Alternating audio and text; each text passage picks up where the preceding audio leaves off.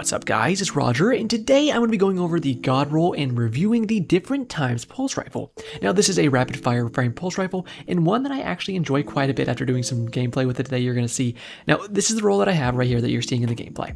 We have extended barrel, high caliber rounds, moving target, and hatchling, and this is the best roll that I could get so far, so that's what I'm using, right? And you'll see, I actually like it quite a bit. Peace of Mind is a great rapid fire frame. That's what almost everybody compares rapid fires to because it's just top tier. It's top of the rock when it comes to rapid fires, and this one honestly holds a candle to it. It's been nerfed quite a few times, the Peace of Mind, and I'm always looking for different alternatives that feel good, and this one fits the bill.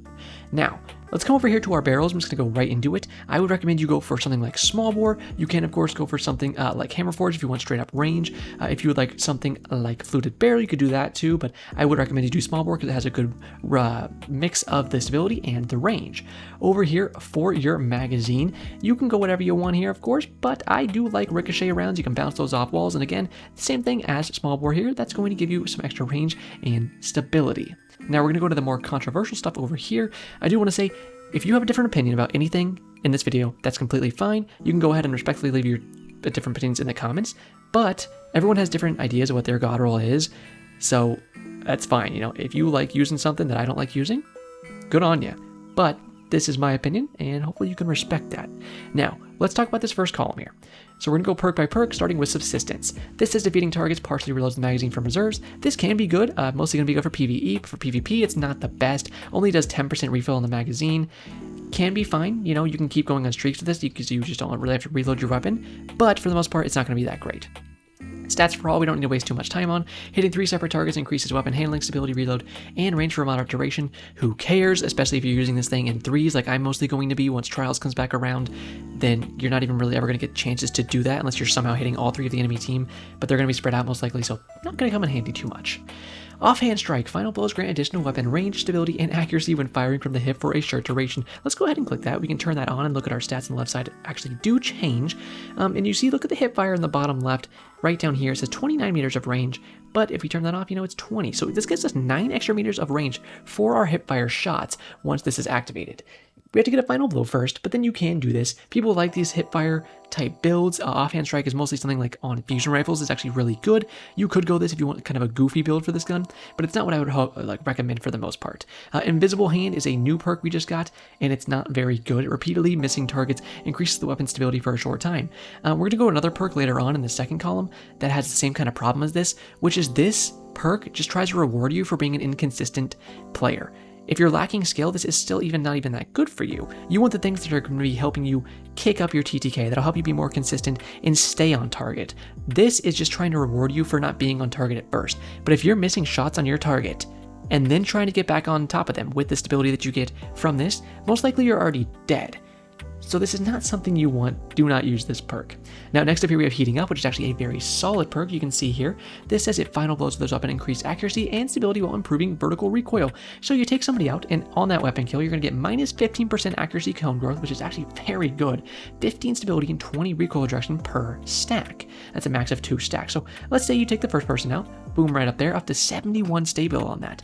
You get it a second time, you can go all the way up to 86, and as well as that recoil direction, look at that. It's going all the way to a full vertical recoil direction once you have those 2 stacks. So very effective perk. Definitely recommend this if it's something you are interested in. If you're fragging out a lot especially, it can be very solid. Even at 1 stack, it's very, very helpful.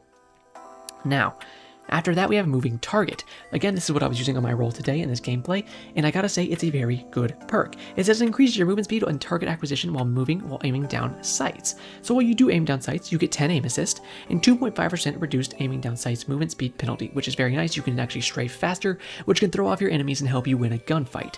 Now, people don't think aim assist matters as much on something like M&K sometimes, or the stability doesn't matter on M&K. It still does, guys.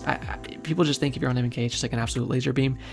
Whether you're on controller or M&K, I highly recommend if you like Moving Target to go ahead and use it. You know, we can turn it on here. You can see aim assistance, that really helps. Having 85 aim assist is actually really good, and this is a very solid perk no matter what input you are using. It's a very solid one. Highly recommend it, and I think this is probably what I'd go for in this column. Either this or heating up. However, there is some other good combos, such as down here we have Outlaw. So Outlaw says precision kills greatly decrease reload time. So on a precision kill, you're going to get 70 extra reload speed. So look at our reload speed when we turn this on. Wow, hey, look at that, basically max. You also get a reload duration multiplier for 6 seconds. So that's the actual animation speed, I believe. So very good stuff there. You can reload really fast. If you have something like multi-kill clip, that'd be a good combo, but we'll get to that in a second. For the second column, we have Adrenaline Junkie up here at the top. This weapon gains increased damage and handling from final blows with grenades or this weapon. It's fine. This will bump up your damage on each shot a little bit, and it can be okay, but for the most part, this is not really what you want to see. So wouldn't recommend this really at all in PvP or PvE. Now, Focus Fury down here is going to be decent in PvE, but for PvP, not still something we really want to see. Dealing half the magazine as precision damage grants this weapon bonus damage. So, not that great, because by the time you've already hit half the magazine as precision damage, you're going to be reloading and whatnot. It just doesn't really work that well. You're going to be stowing other weapons and, pulling this back out, so you lose that bonus anyways. So just not a good perk. Now down here, a new perk actually, Collective Action. Collecting elemental pickups or throwing a strand tangle grants a stacking period of increased damage. I don't know the actual increased damage yet, of course. This is a very new perk, so we don't have the exact details on that. But this could be fine. If you take somebody out and they were Void debuffed, for example, with one of the seasonal artifacts we have, they would actually drop a Void OC, which you'll see in the gameplay today a little bit, or a Void Breach if you want to call them that. You pick up that Void Breach and you'd get some increased damage. Cool. Could be fine, could be useful, could be really good in PvE especially, but it could be fine in PvP. However, I think there's better perks in this column. That being multi-kill clip is actually a very good perk in this column. Now, reloading grants increased damage based on the number of rapid kills made beforehand. That's a 17% boost in your damage on one kill, which is pretty easy to do. And that's what I was saying earlier, you have Outlaw. So you take somebody out, you immediately reload with Outlaw, and your multi-kill clip is procced. Then you can just keep chaining that into each other. Or you could have something like Heating Up. So you get that one stack of Heating Up, you reload and you have multi-kill clip, and Heating Up lasts quite a long time here, so you can actually go ahead and, it's 5.5 seconds, which is enough time where you can go ahead and reload, grab your multi-kill clip, and still use Heating Up in the next engagement for the most part.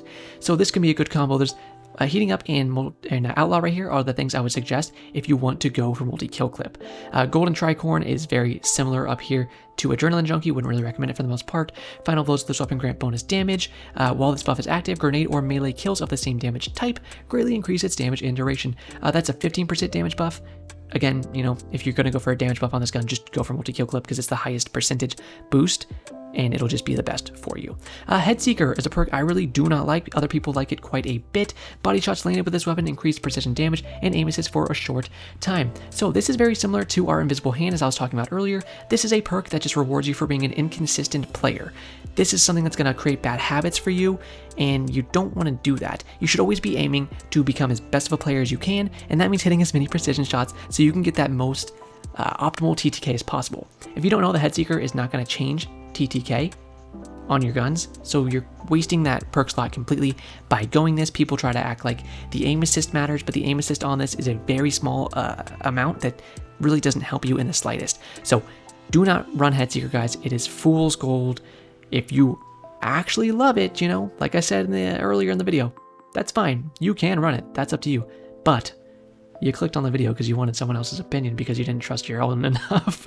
So I'm just telling you, Headseeker is stinky bo binky. Now down here we got Hatchling. I like Hatchling quite a bit, actually. Hatchling says precision final blows or rapidly defeating targets with a non-precision weapon spawns a threadling at the target's location. So you kill someone with a headshot, and a threadling comes out. Threadlings are pretty good. They do a good amount of damage, and they can lower your TTK to a good amount because you have to hit less shots now that threadling did damage to the guy next to the first guy that you just killed, right? That's very good. You pair this with something like Moving Target, which is what the role that I had in the gameplay you're seeing, and that can be just a very good consistent weapon. You have Heating Up. That can help you. You kill one guy, now there's a hatchling near them. You have extra stability and less recoil, so you can take out the second guy even easier because they're less health because the hatchling hit them, and your gun is more stable now. There's a lot of good combos you could do here. Also, Outlaw and Hatchling, where you could instantly reload because you just hit a precision kill, and you have a hatchling on the enemy. But when it comes down to it, what do I think the actual god roll of this is? Well, I think it's small bore, ricochet rounds. In this column, I would either say Moving Target or Heating Up, but that is up to you. I think I would settle on moving target. I really do like moving target, to be honest with you, but heating up is also a very good alternative. So let's stick with heating up, honestly, for this one. And then in the second column here, I think I'd go with Hatchling. I really like Hatchling. I think multi-kill clip is great, and if you're going to go multi-kill clip, I would honestly recommend maybe you go for the Outlaw just so you can chain those into each other. So the god roll I would either say is Small Bore, Ricochet, Outlaw, and multi-kill clip, and or Small Bore, Ricochet, Heating Up, and Hatchling. Those are the rolls that I like the most. If you like something else, that's completely fine. And if you like this video, consider leaving it a like. Oh, by the way, Range Masterwork on all those is going to be your best choice. I really appreciate you guys for watching. Like I said, if you do want to leave me a like or subscribe, I very much appreciate that. I just did a God roll review for the Rapacious Appetite earlier, which is the SMG that came out this season. If you want to watch that, I'll have that linked on the end screen here in just a second. And I'm going to have even more God rolls coming out in the next few days. In case you're interested in seeing those, make sure you're subscribed. But that is going to do it for me. So as always, have a great day, Guardians.